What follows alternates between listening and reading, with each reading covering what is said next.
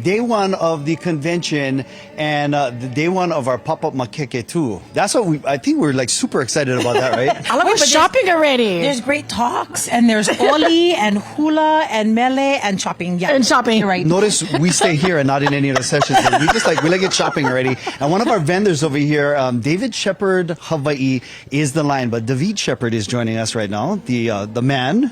Hi, thank you so much. I am a fan of your designs because I know you like to incorporate our native plants, our native animals in all of your designs. How important is that to you? Native Hawaiian plants are so important to me. I studied them in college, and then afterward, when I was working in conservation, I got really inspired by the aunties and uncles that were telling me the stories of the plants. So it's super central to my brand. I want to share awareness about these Native Hawaiian plants and how special they are to everyone. Absolutely. And I think I'm sorry, sister, but I think that it's important when we say Native Hawaiian, some people don't understand exactly what that means. These are actually endemic, meaning that they're not found anywhere else in the world but Hawaii. Is that correct? Exactly. They're not found anywhere else in the world except for Hawaii. And not just that, but some of these are endangered as well. So plants like ohai, which I have featured today in one of my prints, that's a plant that a lot of people think is beautiful and use it in lei. And I want to share those stories of how special they are. Well, besides ohai, what else plants are you showcasing? So what I'm wearing right now, this is iliahi, and iliahi is super special. Sandalwood is how a lot of people know it.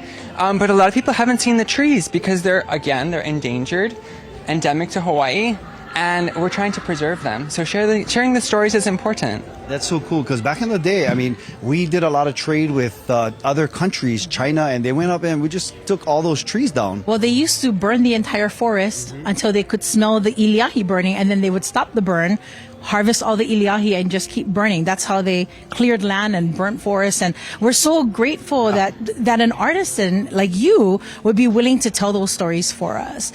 But I know a lot of us know about the plants, but the animals too. I heard about the pulelehua kamehameha. Is that correct? Yes, that's right. So the Kamehameha Kamehameha butterfly, yeah.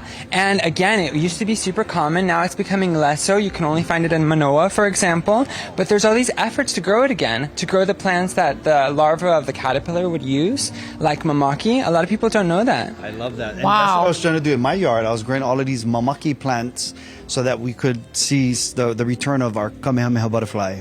So I'm excited about that. So a lot of interconnectedness then between our flora and our fauna. So much interconnectedness. I think that's one of the really important Central Hawaiian tenets is the interconnectedness of all species and all living things and how important they all are for each other. So I'm celebrating that with these prints. Awesome. Now, speaking of interconnected, you are here on our INA. You are here in Las Vegas with these prints. How important is it for you to be interconnected with our lahui that lives outside of Hawaii? It's so important to be interconnected here in Vegas because Vegas is like the ninth island of Hawaii. And there's so much lahui here that it has such a connection to home. And to be able to bring that and share that here is super exciting for me. Yeah. Thank So you so education and fashion. much. Yeah. Boom. Sure. Well, we got to go shop in his booth.